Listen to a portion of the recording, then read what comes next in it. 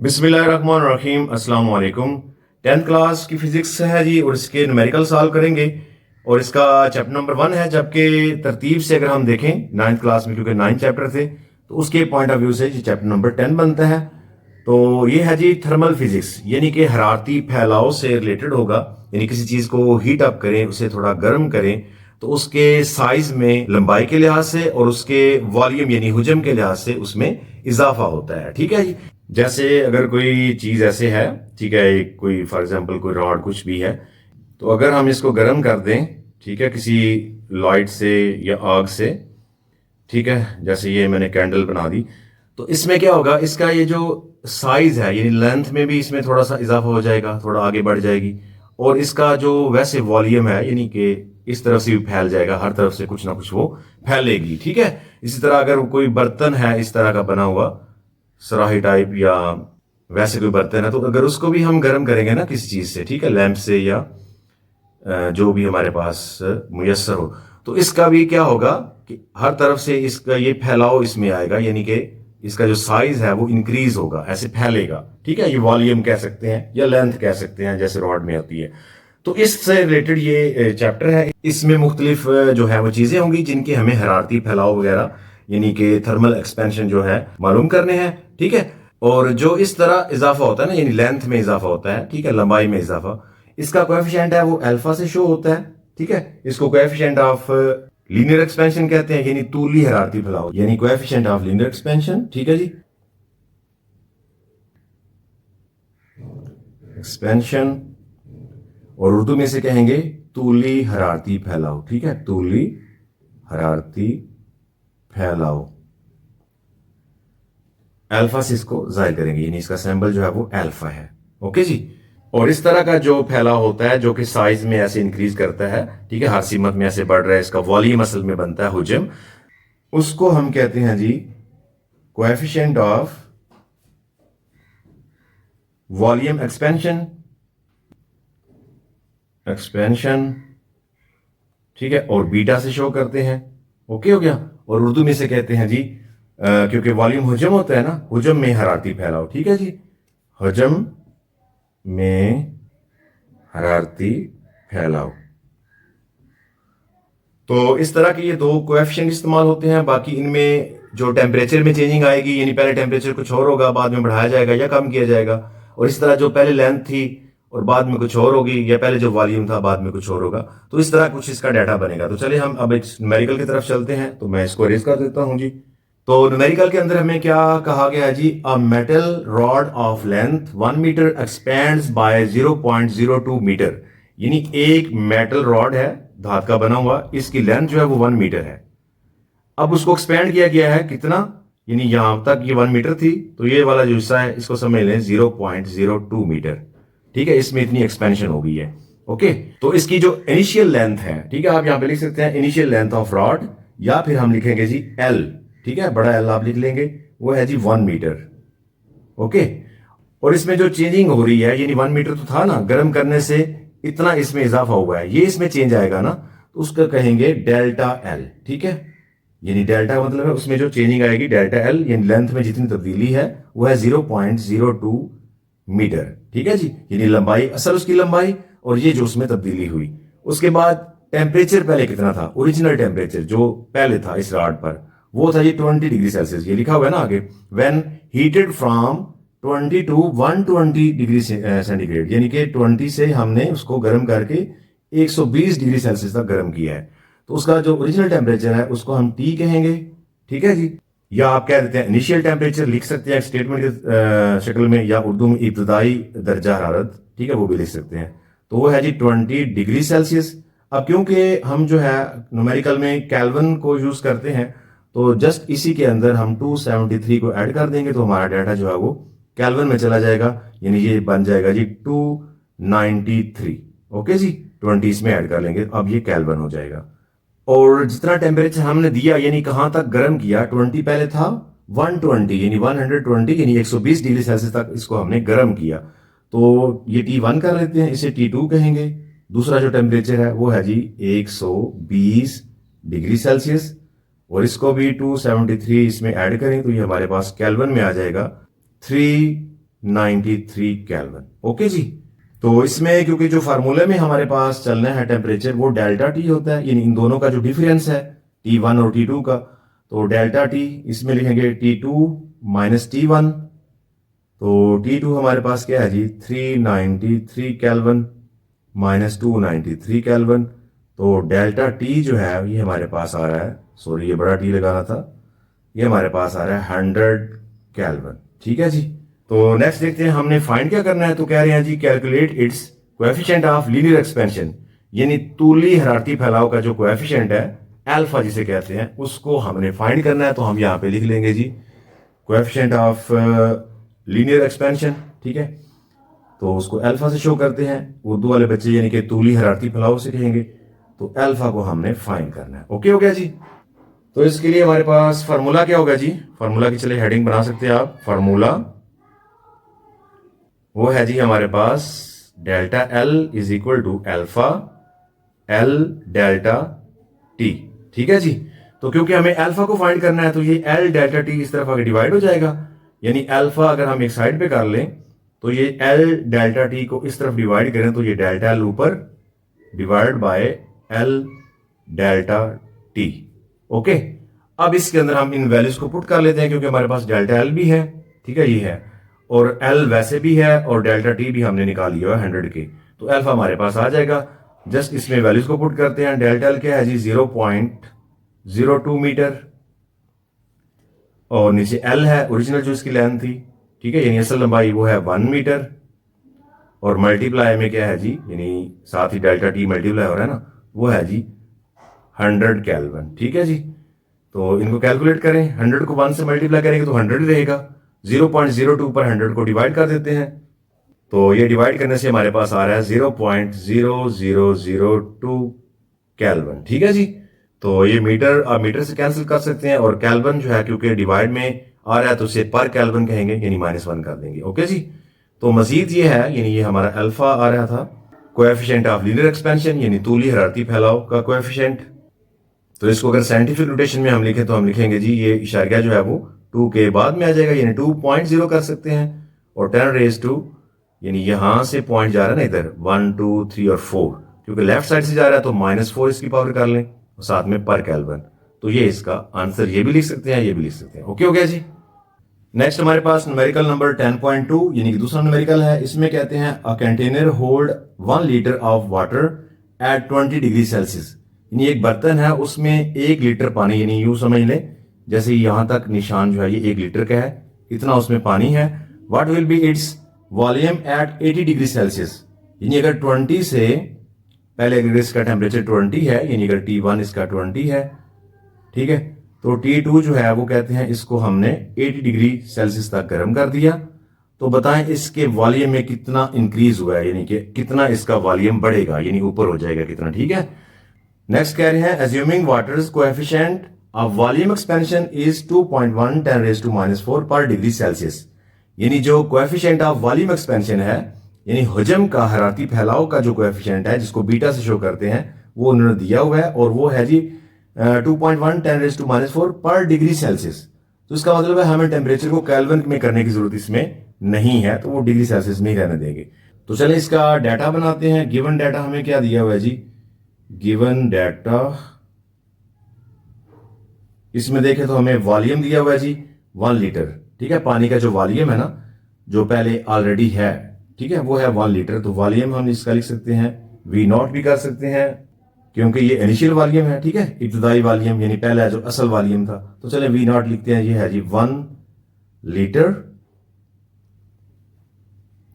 ठीक है, और इसको अगर हम क्यूबिक में करें यानी ये बनेगा 1000 सेंटीमीटर क्यूबिक। ओके जी। और टेम्परेचर हमें पहले कितना दिया हुआ है 20 डिग्री सेल्सियस, ठीक है, तो ये T1 कर लेते हैं और इसको आप केल्विन में नहीं कर रहे हैं, ये 20 डिग्री सेल्सियस ही रखेंगे। और T2 जो है ये 80 डिग्री सेल्सियस है, यानी हमें 80 डिग्री सेल्सियस तक हमने इसको गर्म किया।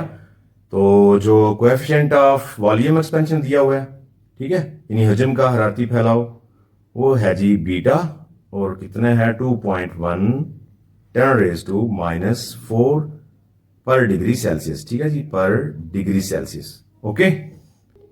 और फाइंड हमें क्या करना था, what will be its volume, यानी कि 80 दर्जा हरारत पर इसका वॉल्यूम क्या होगा। मजीद यहाँ पे बढ़ जाएगा ना, समझ लीजिए जैसे इतना हो गया, तो ये वाला जो फाइनल वॉल्यूम है वो हमने फाइंड करना है। तो इसको जस्ट वी लिख सकते हैं, यानी V is equal to question mark.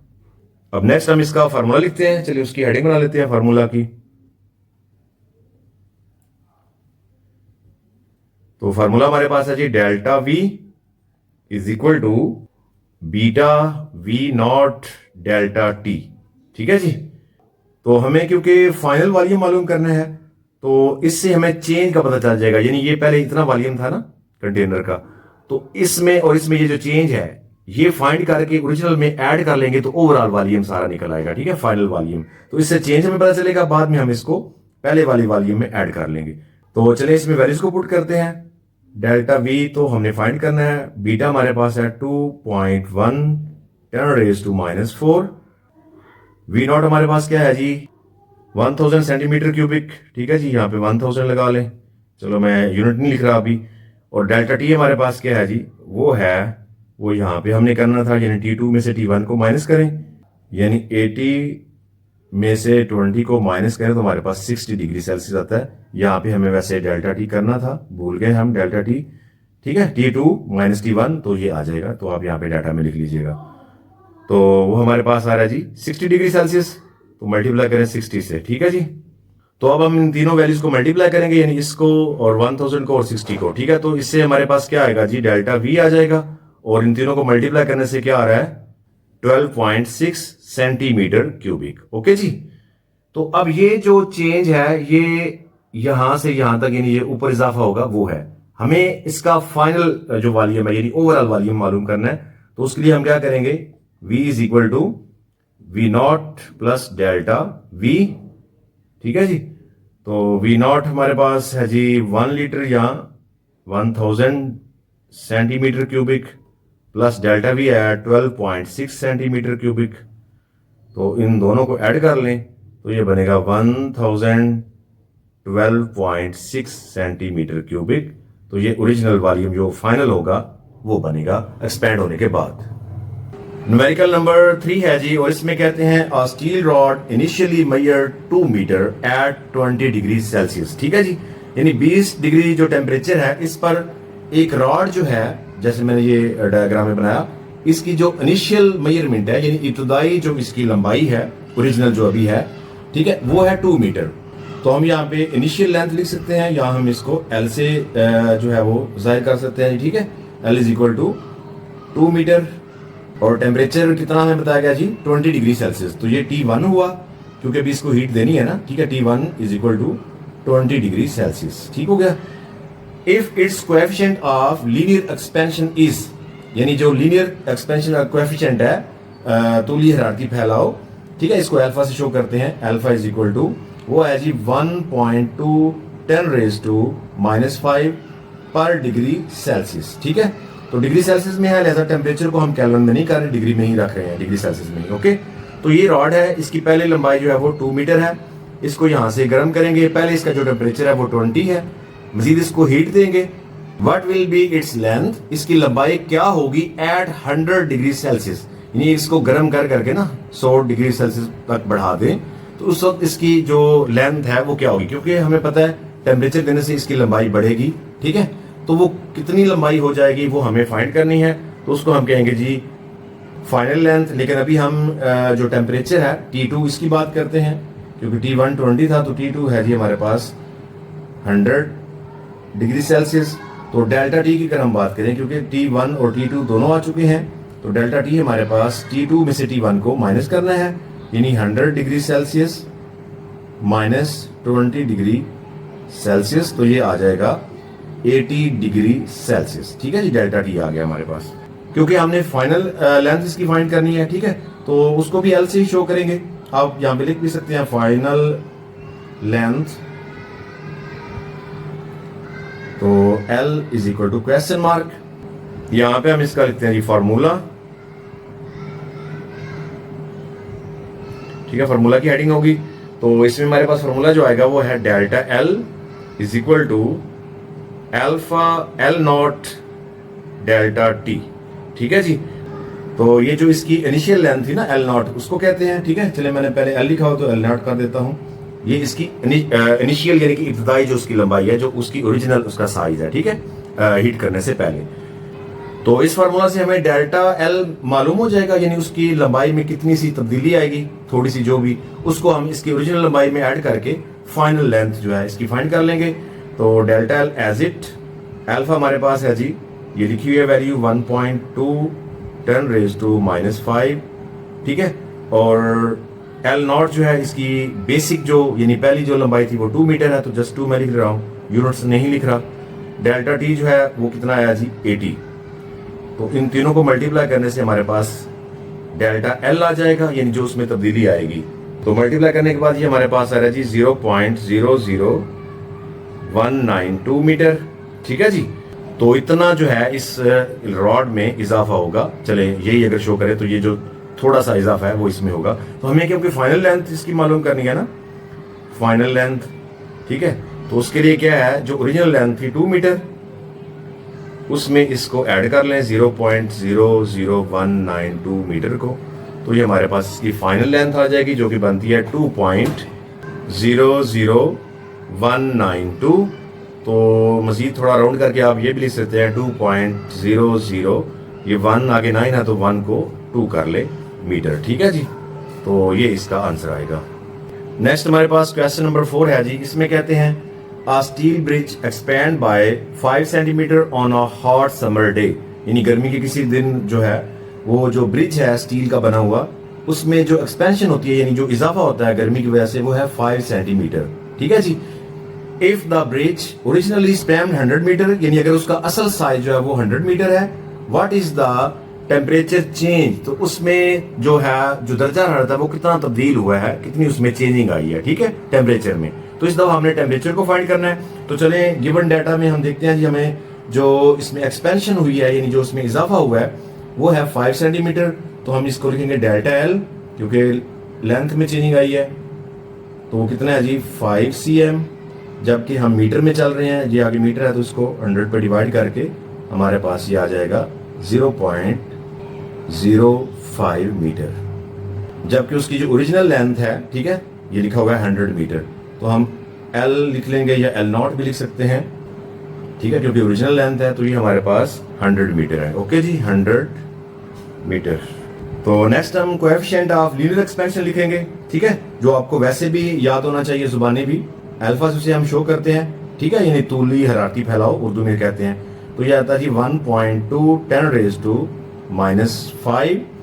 पर डिग्री सेल्सियस, ठीक है जी। तो हमने फाइंड क्या करना है जी, टेम्परेचर चेंज, यानी टेम्परेचर में कितनी तब्दीली आई है। इट्स मीन के डेल्टा टी जो है ये हमने फाइंड करना है। ओके हो गया जी।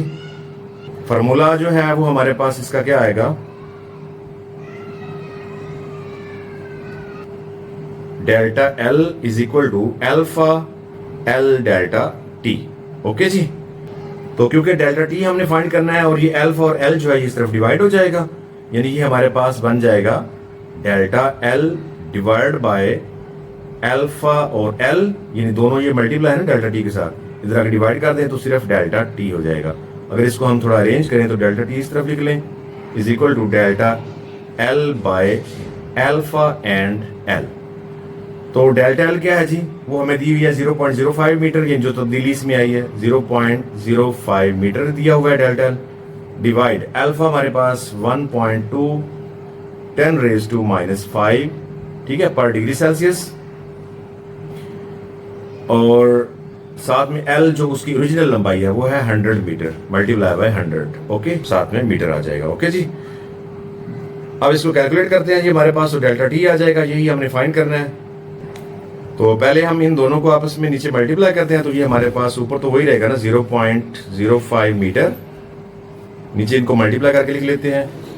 तो 100 से मल्टीप्लाई करने से ये आ रहा है 0.0012। अब इसको 0.05 पे डिवाइड कर देते हैं, तो डिवाइड करने से ये हमारे पास आ रहा है जी 41.666 सो ऑन, मतलब एंड पे 7 है।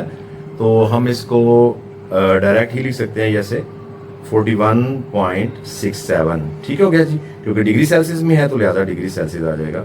तो इतना टेम्परेचर जी चेंज करना होगा, इसी इतनी इसमें तब्दीली आएगी। न्यूमेरिकल नंबर है 5।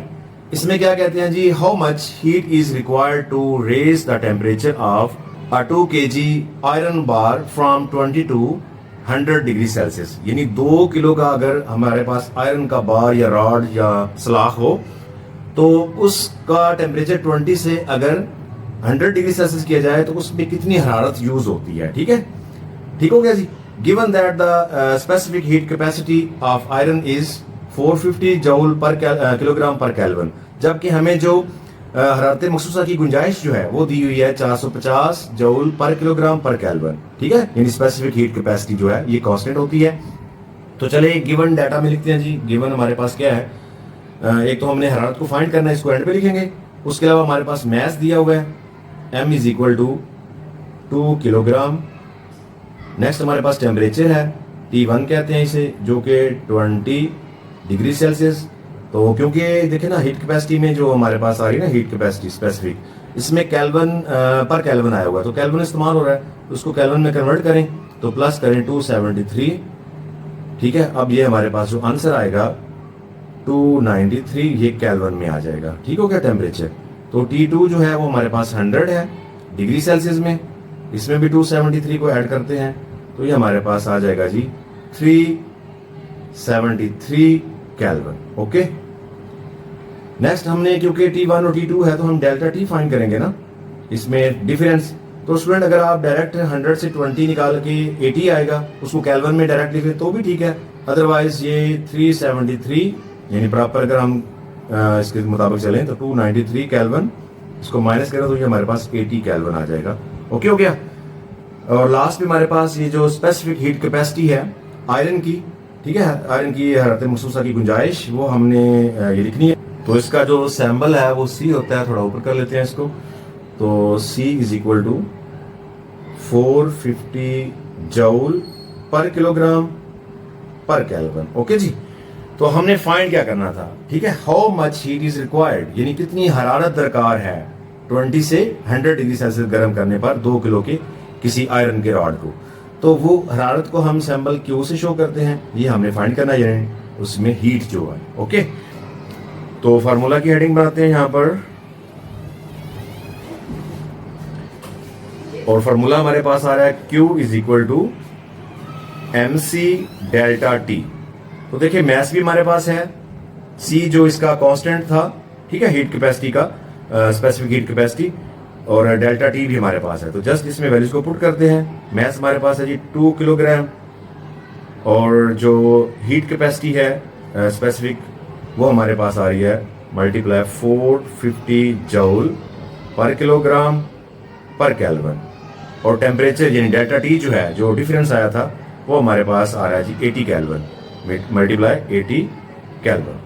तो इन तीनों को मल्टीप्लाई करें तो ये हमारे पास क्या आएगा जी, ये हमारे पास आ रहा है 72,000 जूल। ठीक है, तो इसमें अगर हम यूनिट्स को देखें तो ये किलोग्राम, ये पर किलोग्राम, ये आपस में कैंसिल, ये केल्विन पर केल्विन है, ठीक है, और ये केल्विन ये आपस में कैंसिल, तो जस्ट हमारे पास ये जूल बच रहा था तो वो लिख दिया। ओके, तो स्टूडेंट अगर हम इसको प्रीफिक्सेस में लिखें तो ये देखें 3 जीरो बच रहे हैं, तो हम 72 यहाँ पे कर लें और साथ में 10 रेज टू 10 की पावर 3 कर दें जूल। तो 10 की पावर 3 किसके इक्वल होता है, किलो के इक्वल होता है। ओके, तो हम यहाँ पे लिख सकते हैं 72 किलो जूल। ओके, तो इतनी हरारत जो है वो उस पर यूज हुई है 20 डिग्री से 100 डिग्री सेल्सियस पर गर्म करने के लिए 2 किलो की सलाख को। ओके, नेक्स्ट हमारे पास न्यूमेरिकल नंबर 6 है, और इसमें कहते हैं जी how much heat is required to melt 500 gram of ice at 0 degree Celsius into water at 0 degree Celsius. यानी हमारे पास तकरीबन 500 ग्राम, आधा किलो जो है वो बर्फ है, उसको पिघलाने में कितनी हरारत जो है वो दरकार है। ठीक है, 0 डिग्री सेंटीग्रेड पर क्योंकि हमें पता है बर्फ जो है पिघलना शुरू हो जाती है, और 0 पर तकरीबन ये तमाम बर्फ जो है पानी में कन्वर्ट हो जाती है। ओके हो गया, और साथ में बता रहे हैं latent heat of fusion of ice is equal to 3.36 10⁵ joule पर किलोग्राम। अब ये लेटेंट हीट ऑफ फ्यूजन क्या होती है, ये होता है जी पिघलाव की मख्फी हरारत, क्योंकि ये ऐसी हरारत होती है जिसका पता नहीं चल रहा होता कि ये कहाँ जा रही है। जैसे कि मैं अगर आपको एक एग्जांपल दूं कि मेरे पास ये वाटर हो, अगर यानी फॉर एग्जांपल 0 डिग्री पर पानी है ये कुछ, ठीक है। इसको हम गर्म कर रहे हैं नीचे से ना, आग से जो है वो गर्म कर रहे हैं, ठीक हो गया। तो थोड़ी देर बाद भी इसका टेम्परेचर अभी 0 ही होगा, लेकिन हम हरारत तो मुसलसल इसको दे रहे हैं, तो वो किधर जा रही है, ठीक है। तो वो इसके अंदर जो है वो ऑब्जर्व हो रही है। तो ये जो हरारत होती है, ये जो मिकदार होती है, इसे कहते हैं लेटेंट हीट ऑफ फ्यूजन, यानी पिघलाव की मख्फी हरारत, ठीक है जी। तो चलें डाटा बनाते हैं। गिवन में हमारे पास क्या है जी, हमारे पास एक तो मैस है आइस का जो कि 500 ग्राम है। मैस लिखते हैं 500 ग्राम, अगर इसको हम किलोग्राम में करें तो ये हाफ के जी बनेगा, यानी 0.5 kg बन जाएगा। ओके, तो नेक्स्ट हम जस्ट इसका जो लेटेंट हीट ऑफ फ्यूजन है, जस्ट ये डाटा में लिखेंगे, ठीक है। तो इसको L और F से शो करते हैं, और ये हमारे पास आता है 3.36 10⁵ जूल पर किलोग्राम। ओके जी। तो फार्मूले में अगर हम देखें, यहाँ पे चलिए हेडिंग बना लेते हैं फार्मूला की। तो फार्मूला हमारे पास आएगा Q is equal to M L और F, यानी लेटेंट हीट ऑफ फ्यूजन। तो मैस हमारे पास कितना है जी, 0.5 kilogram multiply latent heat of fusion क्या है जी, 3.36 10⁵ जूल पर किलोग्राम, ठीक है। किलोग्राम ये पर किलोग्राम से कैंसिल, तो बाकी इसको मल्टीप्लाई करके हमारे पास ये जूल में आ जाएगी इसकी जो हरारत है। तो मल्टीप्लाई करने से ये आ रहा है जी 1,68,000 जूल, ठीक है। तो ये जो 3 0 हैं इसको हम किलो में कन्वर्ट कर सकते हैं, ठीक है। 168 10⁵ जूल, जिसको हम लिख सकते हैं जी 168 किलो जूल, ठीक है जी। इतनी हरारत उसमें यूज होगी। नेक्स्ट हमारे पास न्यूमेरिकल नंबर 7 जो कि लास्ट न्यूमेरिकल है चैप्टर नंबर 1 का। इसमें कहते हैं जी calculate the heat required to completely vaporise 1 kg of water at 100 degree Celsius, ठीक है। तो गिवन में क्या है जी, ठीक है, गिवन डाटा इसमें हमारे पास जो वाटर है यानी पानी है उसका मैस आ रहा है 1 kg। तो चलिए हम लिखते हैं यहाँ पर मैस कितना है जी, 1 kg। इसके बाद वो कहते हैं जी वाटर एट 100 डिग्री सेल्सियस, यानी दर्जा हरारत जब 100 डिग्री सेल्सियस होता है ना, उस वक्त पानी जो है वो बुखारात बन के उड़ना शुरू होता है, वेपराइज होता है, ठीक है। तो उसके बाद इसमें लेटेंट हीट ऑफ वेपराइजेशन, यानी कि खोलाव, नुक्ता खोलाव इसे कहते हैं, खोलना, ठीक है। खोलाव की मख्फी हरारत जो है वो दी हुई है वाटर की, और उसको हम L ऑफ V से शो करेंगे, ठीक है, यानी लेटेंट हीट ऑफ वेपराइजेशन। तो वो कितनी है 2.26 मल्टीप्लाई 10⁶ जूल पर किलोग्राम। ओके जी। तो हमें फाइंड क्या करना है जी, calculate the heat required to completely vaporise 1 kg, यानी पूरा जो 1 किलो था पानी सारे का सारा वेपराइज हो गया और उस पर कितनी जो हरारत है वो यूज हुई है। तो हमें जो फाइंड करना है वो है जी Q। ओके हो गया। फार्मूला की हेडिंग बना लेते हैं जी यहाँ पर, और फार्मूला हमारे पास वही यानी Q is equal to MLV आएगा, ठीक है, लेटेंट हीट ऑफ वेपराइजेशन। तो फार्मूला में अगर हम वैल्यूज को पुट करें तो Q is equal to M हमारे पास 1 है, 1 kilogram multiply latent heat of vaporisation क्या है जी 2.26 10⁶ जूल पर किलोग्राम।